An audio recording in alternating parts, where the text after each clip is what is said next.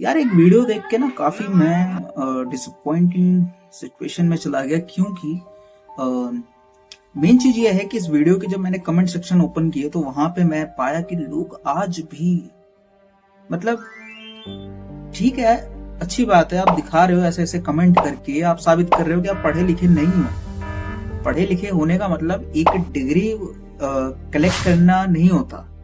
ये होता है बेसिकली आप अपने आपके माइंडसेट को इम्प्रूव करना, है ना, कि आप जो दिमाग से सोच के बोलो और उस जो शब्द आप कमेंट कर रहे हो सामने वाले के ऊपर, आप समझो कि आप क्या कह रहे हो। आप बाकी लोगों को ऐसे ऐसे कमेंट करके आप बढ़ावा दे रहे हो और वो फिर करते हैं। तो ये वीडियो काफी डिसअपॉइंटिंग मेरे लिए इसलिए रहा क्योंकि बात ऐसा हुआ कि ये जो घटना है ये सिर्फ एक घर की घटना नहीं है, बल्कि पूरी समाज की सच्चाई दिखाती है, जहां एक बहू को सिर्फ इसलिए मारा गया क्योंकि उसने ना कह दिया। सबसे पहले बात समझो, ये कोई छोटा मोटा मामला नहीं है, ये सीधा साधा एक डोमेस्टिक वायलेंस है। यानी कि शादी के बाद किसी भी पत्नी को पूरा अधिकार है ना कहने का, ठीक है।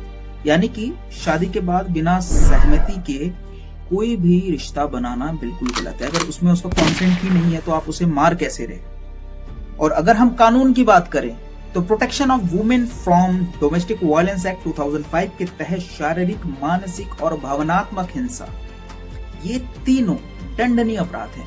और अगर हम आईपीसी सेक्शन 498A की बात करें तो वो हमें साफ साफ बताता है कि ससुराल वालों द्वारा जो क्रूरता है वो एक दंड देने का मुद्दा है।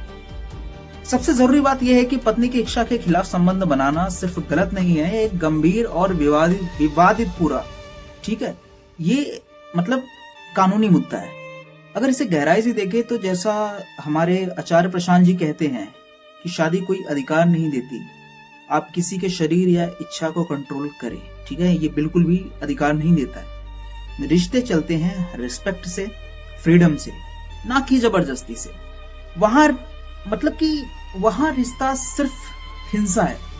समाज अक्सर परंपरा के नाम पे गलत चीजों को सही ठहराता है, लेकिन अब इसे बदलना बिल्कुल जरूरी है। और प्लीज आपसे रिक्वेस्ट है कि आप कमेंट करने से पहले 10 बार सोचो कि क्या अगर ये आपके घर का मैटर होता आप क्या करते इसमें।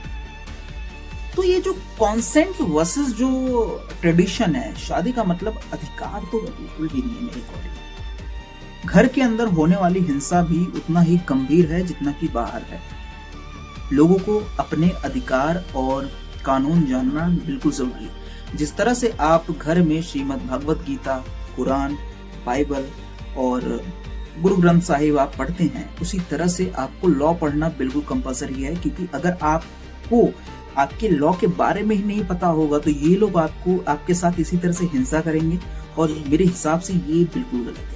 ये चीज नहीं होना चाहिए, नहीं होना चाहिए, नहीं होना चाहिए।